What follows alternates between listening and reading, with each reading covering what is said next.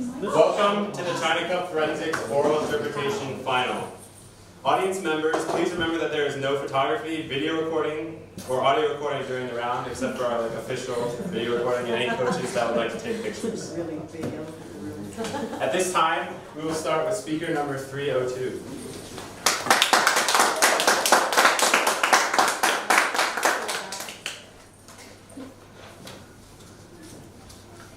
Wait one second.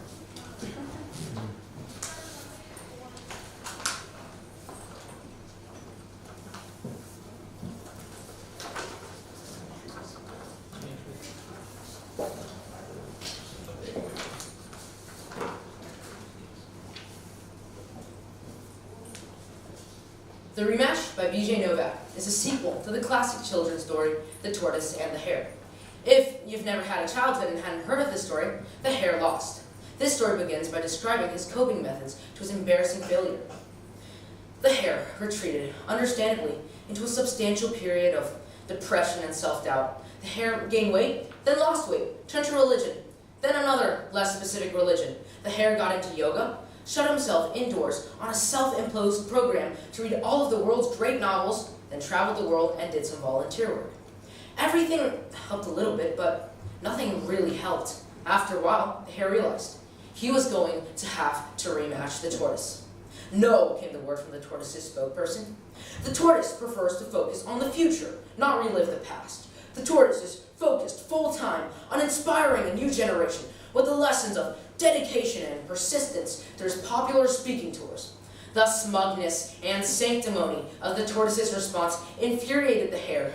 The lessons of dedication and persistence? Had everyone forgotten that the hare had taken 6 naps throughout the race, unequivocally guaranteeing victory to anyone? A horse, a dog, a worm, a leaf depending on the wind. How could anyone think the tortoise was relevant to any of this? The hare started running again, every day, even though there was no race planned. He ran a mile every morning, then 2, then 10. Before long, he added an afternoon run to his training routine, a slower one, with a different goal in mind. On this run, he made a point to start a conversation with everyone he came across. "Boy, I sure would love to race that tortoise again someday. Do you think anyone would want to watch it though?" They would shrug off and run up to the next stranger. "Hey, what do you think would happen if I raced that tortoise again?" Slowly, steadily, anticipation built for a tortoise-hare rematch. After a while, it became all that anyone could talk about, and eventually, the questions made their way to the tortoise. "No," said the tortoise.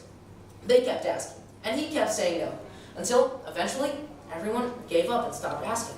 And that's when the tortoise, sad and dizzy at having all of this attention given to him and then taken away, impulsively said, "Yes, okay, I bet I can beat this hare again.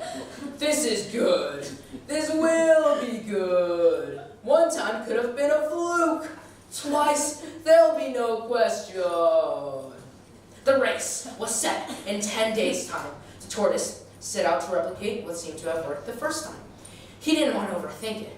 He was going to mainly just focus on being slow and steady. The hare trained like no one had ever trained for anything. He ran 15 miles every morning, 15 every afternoon. He watched tapes of his old races. He slept 8 hours every night, and he did it all under a wall taped full of the mean and vicious things everyone had said about him in all the years since the legendary race that had ruined his life. On the day of the race, the tortoise and hare met for the first time in 5 years at the starting line and shared a brief private conversation as the whole world watched. "Good luck, hare," said the tortoise, as casual as ever. "Whoa, you know what's funny? Do that again. Huh, from this angle you look like a duck. Now you look like a hare again. Funny. Anyway, good luck, hare." "And good luck to you, tortoise," whispered the hare, leaning in close. "And just so you know, nobody knows this, and if you tell anyone I said it, I'll deny it, but I'm not really a hare. I'm a rabbit." This wasn't true. The hare just said it to screw with him. "On your mark, get set, go." There was a loud bang, and the horse and hare both took off from the starting line. Never in the history of competition has anyone ever kicked anyone's ass surpassed by the order of magnitude that the hare kicked the ass of that damn tortoise that afternoon. Within seconds, the hare was in the lead by hundreds of yards. Within minutes, the hare had taken the lead by more than a mile.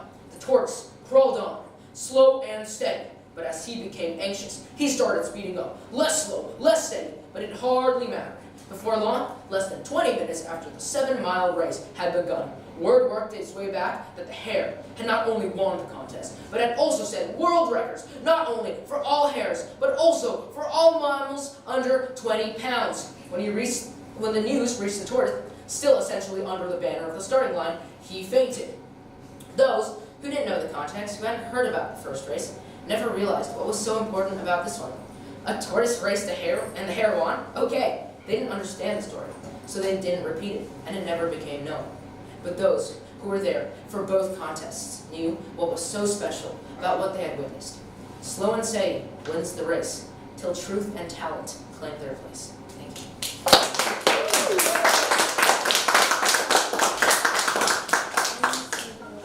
The speaker used 5 minutes and 14 seconds. Next up will be speaker number 301.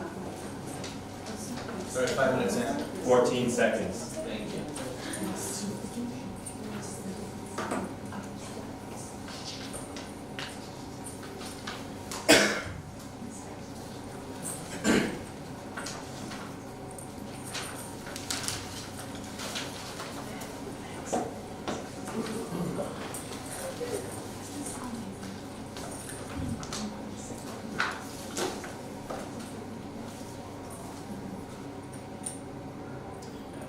Beneath the floor of a very old forest, nestled in among some nice, rich topsoil, lived a family of worms. Earthworms, to be exact. They had just begun to dine when the little worm, staring wide-eyed at his meal, suddenly spit out his food and screamed, "There's a hare in my dirt! There's a hare in my dirt!" And sure enough, there it was, plain as day. They could all see it. At first, the little worm was horrified, but that soon gave way to being just plain mad. "I hate being a worm," he screeched, his tiny body trembling. "We're the lowest of the low, bottom of the food chain, bird food, fish bait. What kind of life is this anyway? We never go swimming or camping or hiking or anything. Shoot, we never even go to the surface unless the rain floods us out. All we ever do is crawl around in this stupid dirt. Oh, and how can I forget? We eat dirt. Dirt for breakfast, dirt for lunch, and dirt for dinner. Dirt, dirt, dirt, dirt, dirt. Look, there's even a hare in my dirt. The final insult. I can't stand it any longer. I hate being a worm." And with that, the little worm slumped back in his chair, exhausted by his outburst. We've all been through this. A stage of our lives where we want to say no, to be different. Heck, it might even be the time of our lives right now.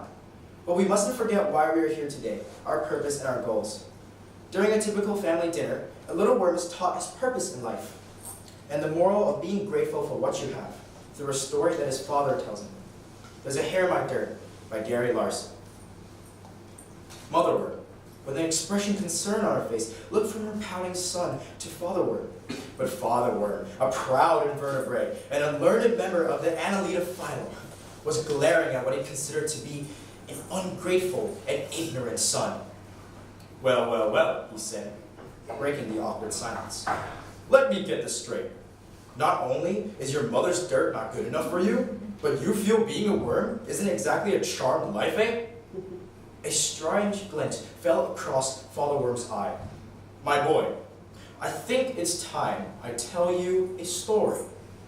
And so, Father Worm cleared his long, primitive pharynx, took a futile puff of his dirt-filled pipe, and began his story. "Once upon a time, in a forest not too far from here, lived a beautiful young maiden. Her name was Harriet, and Harriet loved the magic of nature with all its magnificent plants and animals. One lovely spring morning, she decided to take a stroll along her favorite woodland trail. 'Oh, what wondrous things will I see today?' Harriet thought to herself. I must say, she was as excited as a tapeworm in a meat patty. Harriet heard a magical sound from the canopy of trees above. 'Oh,' she cried skyward, 'listen to the songs of those happy, happy birds.' Well, if those birds were happy, may their garden gods cut me in half with a rusty shovel. Birds sing to communicate, and what they were communicating was mostly an array of insults, warnings, and come-ons to members of their own species. As Harriet hummed the cheery tune, she reflected on how lucky she was to live in the forest and be so close to nature. Oh, the things she had seen! But then, without warning, Harriet came across something she didn't want to see. A sight that chilled her blood. A snake! And trapped within the serpent's coils, being slowly suffocated, was a small, helpless mouse. The poor creature, almost expired, was emitting faint squeaks, and his scared eyes seemed to meet Harriet's in one last look of hope. Acting quickly, Harriet grabbed a nearby stick and began staking the reptile repeatedly. "Take that, you dreadful thing, and that, and 2 more!" Soon, it was over. The snake was dead. Catching her breath, Harriet reached down and gently removed the unconscious mouse from the snake's lifeless coils. And as the fair maiden watched, a miracle occurred. The little mouse stirred. He was alive. Harriet beamed. As she held the little mouse in one hand, she wiped a tear away with the other. She put the little fellow down at her feet, where he quickly bounded off to the tall grass, safe and sound. Harriet headed home, good had triumphed over evil, and the forest was just a little bit safer for everyone. Well, actually, the snake Harriet killed was a king snake, an efficient rodent-eating predator, and that cute little mouse she saved was a vector for a deathly disease. When Harriet wiped a tear from her eye, a virus which was living on the mouse's fur invaded her body, and one lovely spring morning, Harriet, delirious with fever, stumbled out of her little cottage, fell over, and died. The end. She died? What kind of story is that? That's supposed to cheer me up? Boy, I'm really full of warm, worry feeling now. Thanks, Dad. Look, my boy, I'm afraid you haven't quite grasped the point of the story. Connection, son. It is a fateful key that Harriet missed. The key to understanding the natural world. Father Worm sat back, stretching himself out to his full glorious 3.5 inches. Take us worms, for example. We will aerate and enrich the earth's soil, making it suitable for plants. No worms, no plants. No plants, no so-called higher animals running around with their oh-so-precious backbones. He was really getting into it now. Heck, we're invertebrates, my boy. As a whole, we're the mover and shaker on this planet. Spineless superheroes, that's what we are. And since Father Worm didn't have a fist to bring down on the table, he just yelled, "Bang!" The little worm sat there for a moment, thinking about what his father had just told him. And it was true. He was feeling a little bit better about his lot in life. Maybe even a little bit proud. Thank you.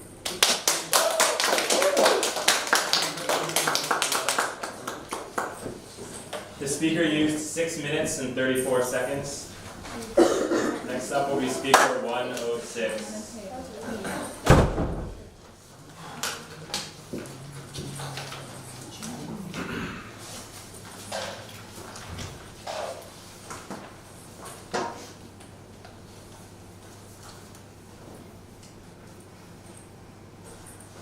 There will come a day when you are the sexiest person in a room.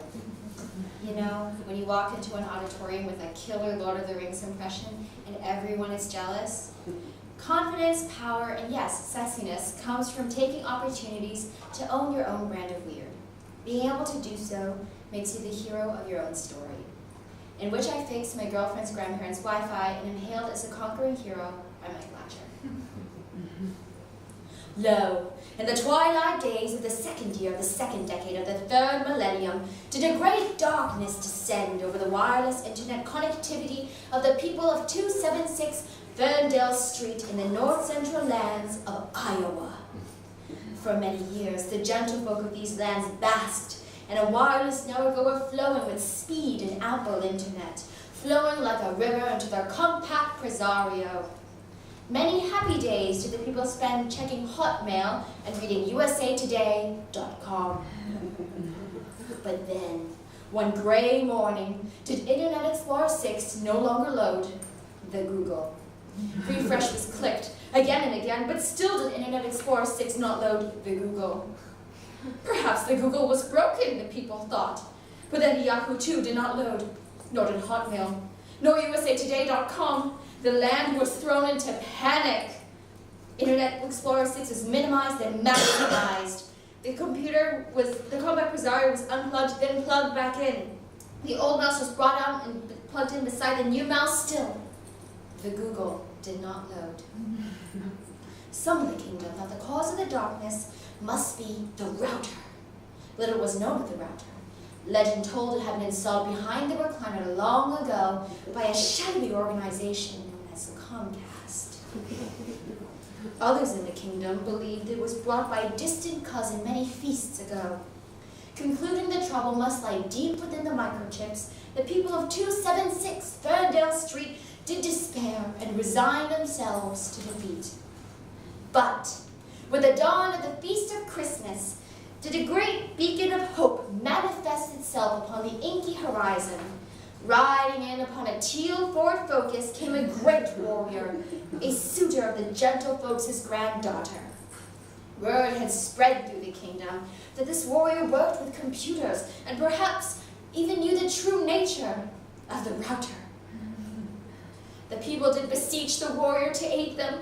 They were a simple people, capable only of rewarding him with gratitude and a larger than normal serving of Jell-O salad. The warrior considered the possible battles before him. While others may have shirked the duties, forcing the good people of Ferndale Street to prostrate themselves before the tyrants of Comcast, Linksys, and Geek Squad, the warrior could not chill his heart to his depths. He accepted the quest and strode bravely across the beige shag carpet of the living room. Deep behind the recliner did the warrior crawl over great mountains of National Geographic magazines and deep chasms of TV guides.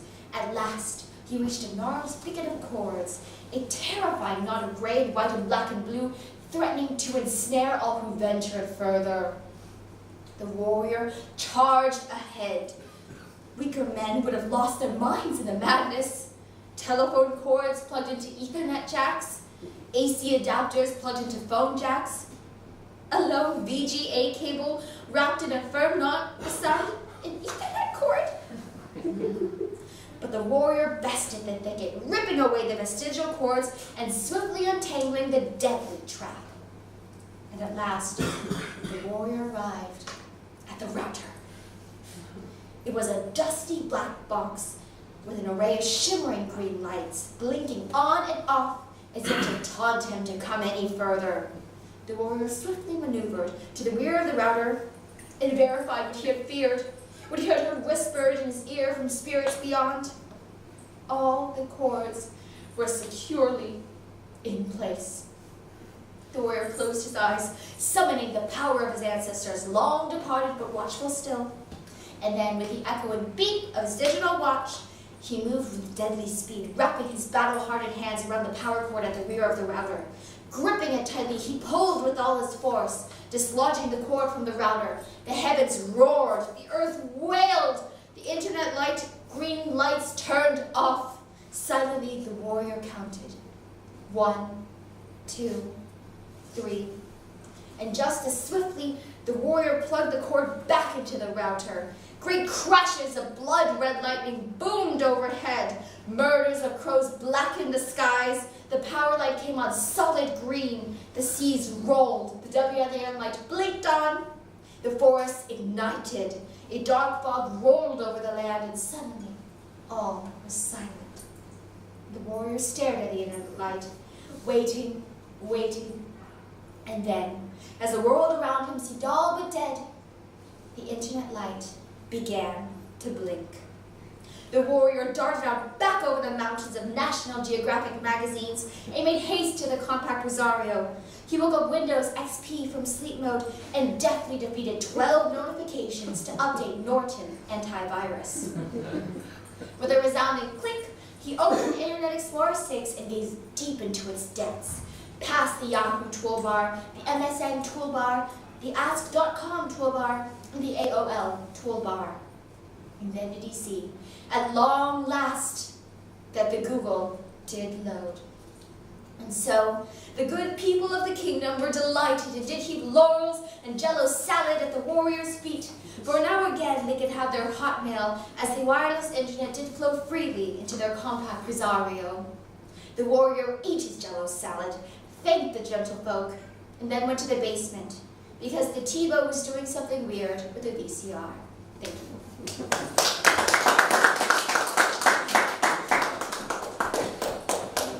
The speaker used 6 minutes and 34 seconds. Next up will be speaker 312.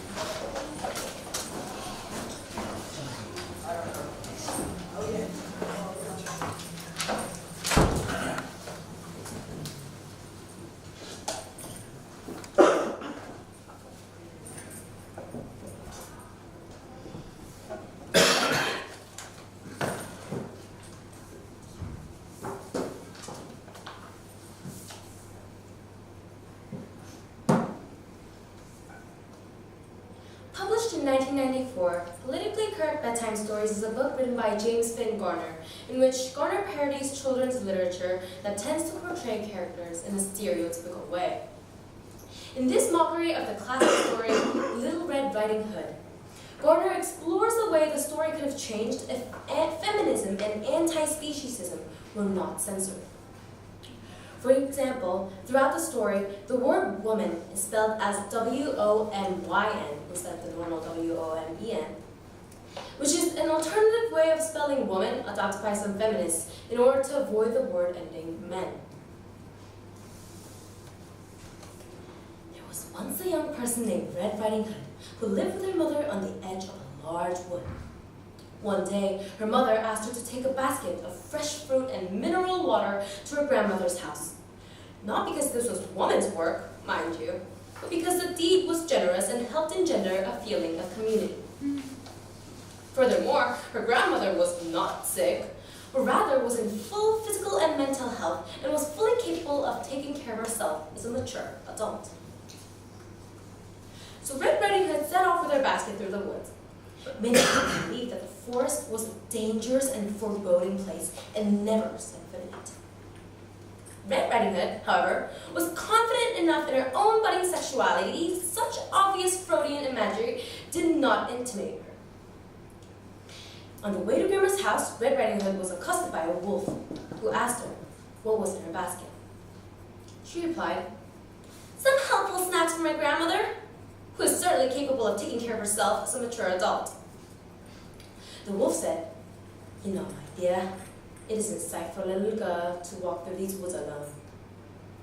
Red Riding Hood said, "I find your sexist remark offensive in the extreme, but I'll ignore it because of your traditional status as an outcast from society. The stress of this has caused you to develop your own, entirely valid, worldview. Now, if you excuse me, I must be on my way."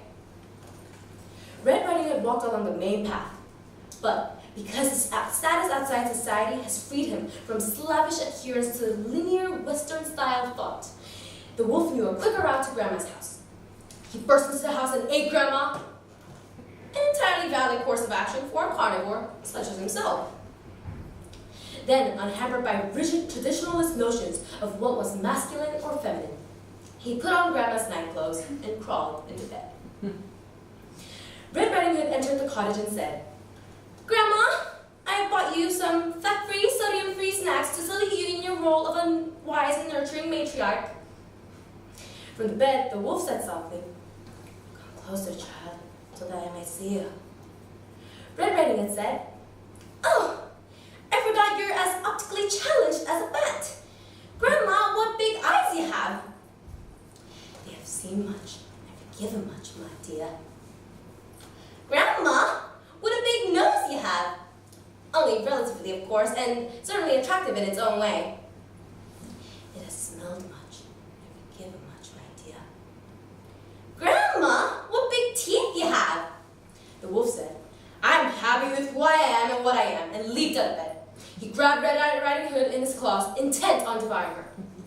Red Riding Hood screamed, not out of alarm at the wolf's apparent tendency towards cross-dressing, but because of his willful invasion of her personal space. Her screams were heard by a passing woodchopper person, or lock fuel technician, as he preferred to be called. When he burst into the cottage, he saw Melee there and tried to intervene. But as he raised his axe, Red Riding Hood and the wolf both stopped. And just what do you think you're doing? Asked Red Riding Hood.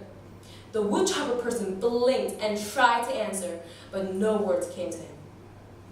Bursting in here like a Neanderthal, trusting your weapon to do your thinking for you, she exclaimed. Sexist, speciesist! How dare you assume that women and wolves can't solve their own problems without a man's help?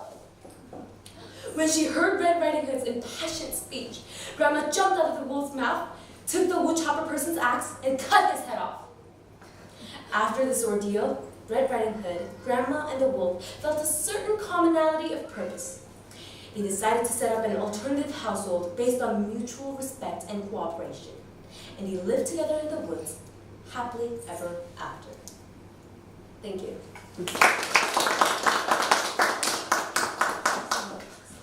The speaker used 4 minutes and 57 seconds. Next up will be speaker number 104.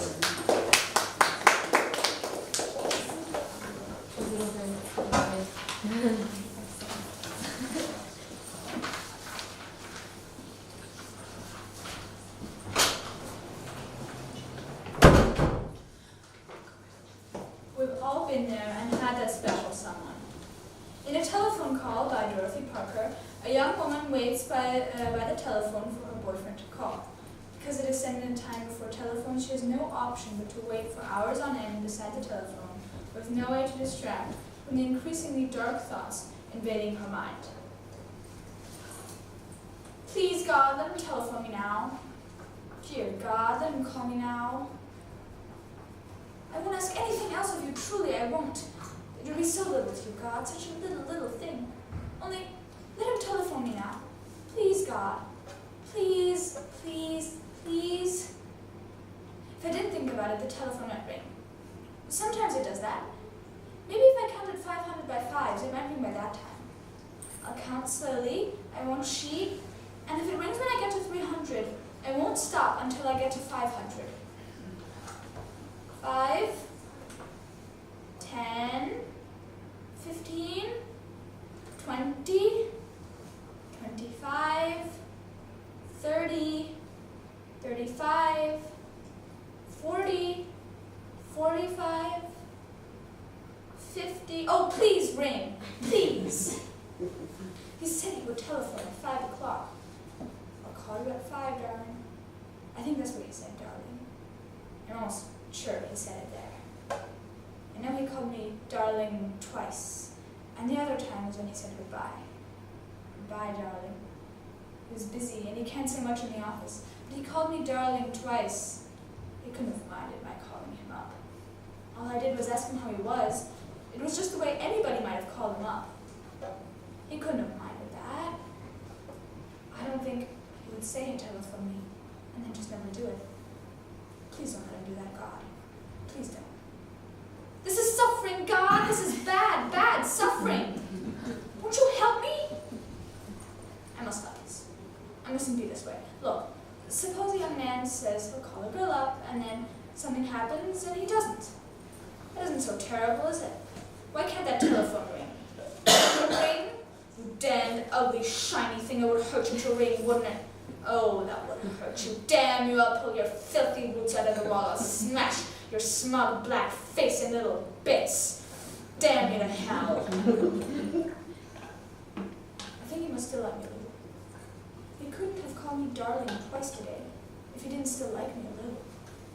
It isn't all gone if he still likes me a little, even if it's only a little bit. You see, God, if you would just let him telephone me, I wouldn't have to ask you for anything more. I'd be sweet to him. I'd be just the way I used to be. And then he would love me again. And then I would never have to ask you for anything more. Don't you see, God? So won't you please let him telephone me? Won't you please, please, please? Are you punishing me, God, because I've been bad? Are you angry with me because I did that? Oh my God, there are so many bad people. You couldn't be hard only to me.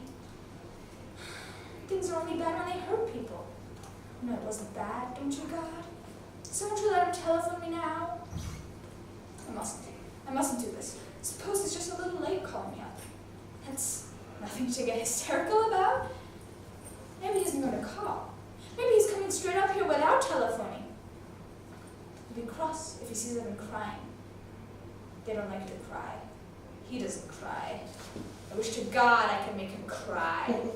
I wish I could make him cry and tread the floor and feel his heart heavy and big and festering in him. I wish I could hurt him like hell. I don't think he even knows how he makes me feel. But he could know without my telling him. They don't like you to tell them they've made you cry. If they do, they think you're possessive and exacting, and then they hate you. You always have to keep playing little games. Oh, I thought we didn't have to. I thought this was so big I could say whatever I meant. I guess you can, not ever. Maybe he's on his way now. Something might have happened to him. No, nothing could ever happen to him. I can't see him lying still and long and dead. I wish he were dead. That's a lovely wish. If he were dead, he would be mine. If he were dead, I'd remember only the lovely times. I wish he were dead. I wish he were dead, dead, dead. I won't telephone him. I'll never telephone him again as long as I live. He'll rot in hell before I'll call him up. You don't have to give me strength, God. I have it myself. If he wanted me, he could get me. He knows where I am. He knows I'm waiting here. He's so sure. He's so sure. I wonder why they hate you as soon as they're sure of you. I should think it would be so sweet to be sure. It would be so easy to telephone him. Then I'd know. Maybe it wouldn't be a foolish thing to do. Maybe he wouldn't mind. Maybe he'd like it. Oh God, keep me away from that telephone. Keep me away! Let me just still have a little bit of pride. Oh, what does pride matter when I can't stand it if I don't talk to him? Pride like that is such a silly, shabby little thing. The real pride, the big pride, is in having no pride. I'm not just saying that because I want to call him. I am not. That's true. I know that's true. I'll be big. I'll be beyond little prides. Maybe I misunderstood him. Maybe he said for me to call him up at 5. Call me at 5, darling. He could have said that perfectly well. It's so possible that I didn't hear him right. God, don't let me talk this way to myself. This is nothing to get excited about. Look, suppose he were someone I didn't know very well. Suppose he were another girl. Then I'd just telephone and say, well, for goodness sake, what happened to you? That's what I'd do, and I'd never even think about it. God, aren't you really going to let him call me? Couldn't you please relent? I'll count 500 by 5s. I'll do it so slowly and so fairly. If he hasn't telephoned them, I'll call him. Oh, I will. Oh, please, dear God, dear kind God, my blessed Father in heaven, let him call before then. Please, God, please. 5, 10, 15, 20, 25, 30, 35.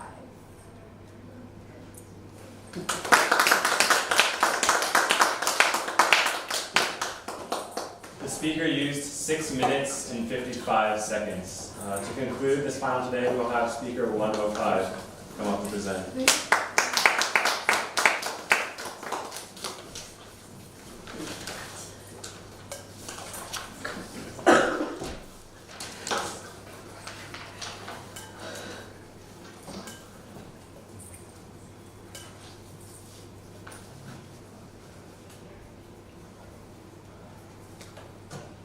In our society, we have success as our final goal for everything.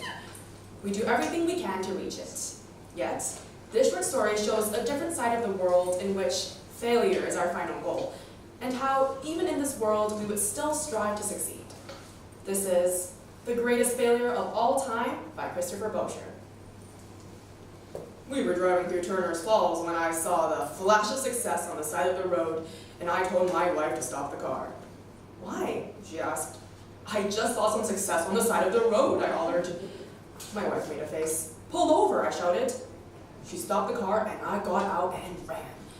Limped, as fast as I could, back to the spot where I'd seen the success. Sure enough, there it was. A shiny success, half buried in the leaves. I picked it up and brushed it off. I'll admit that it was a bit outdated. Made mostly of earning a lot of money, buying a big gaudy house, that sort of thing. But still, I thought it might be worth something. "Oh, Kevin," my wife said, stepping up behind me, "it's ancient." "Even so," I said. "Look," she said, "it's covered with bugs." And just as she said that, I noticed the tiny somethings crawling out from a hole in the wet, successful wood. "Ah," I said, and flung the thing to the ground. Then I limped back to the car and we drove away. I never saw that success again, or any success for that matter. I continued to fail better and better still. Soon I was one of the best failures in Western Massachusetts. Then I began failing strongly at the state level, and eventually in national competitions. By the fall of 2013, I was ranked #1. I even appeared on the Jimmy Kimmel Show. "Let me give you a toast," said Kimmel. "Okay," I said. "What is the capital of California?" I peed myself. "Whoa," said Kimmel, and he stood up and laughed. The following spring, though, I started hearing about a woman in Vancouver named Laura DeNox who was feeling in new ways that no one had ever seen before. I saw videos of her on YouTube. One of her failing to eat, another of her not even able to get up in the morning, and her name was all over Twitter. "She might seriously be the best failure in the history of trying," tweeted So Cool. Someone named Bully responded, "No way, Kevin Nace is the best failure around the whole day." "Nace is a has-been," So Cool responded. I'll be honest, I was scared of DeNox. Try as I might to avoid a fail-off with her, though I could not. I trained with world-renowned failure Cordery Old for 6 months before the rent. Cordery had me failing around the clock, failing to tie my shoes even, and to brush my teeth.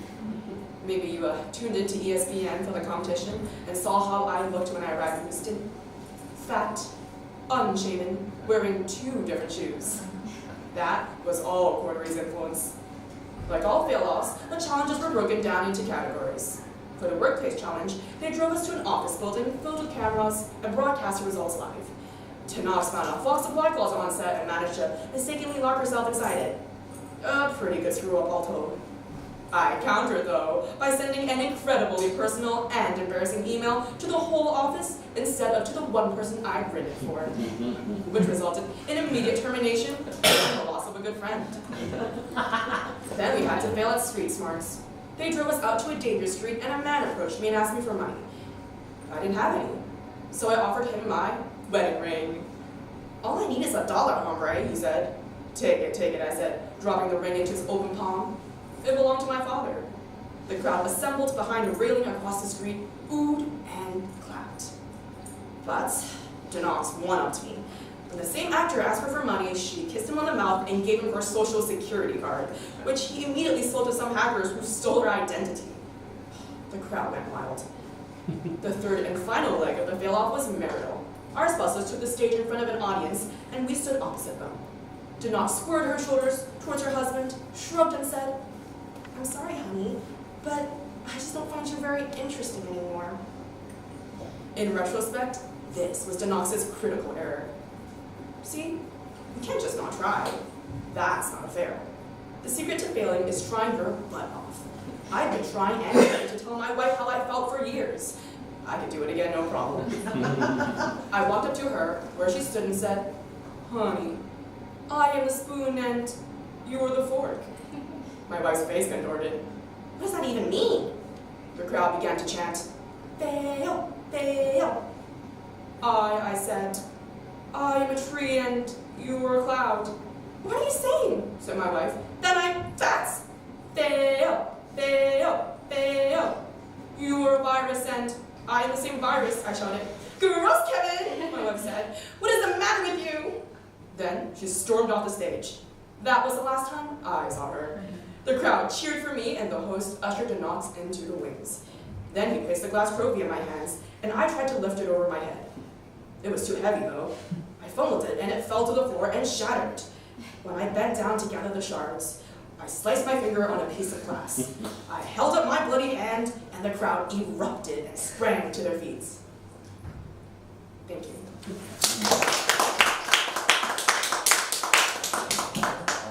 The speaker used 5 minutes and 42 seconds, and that will conclude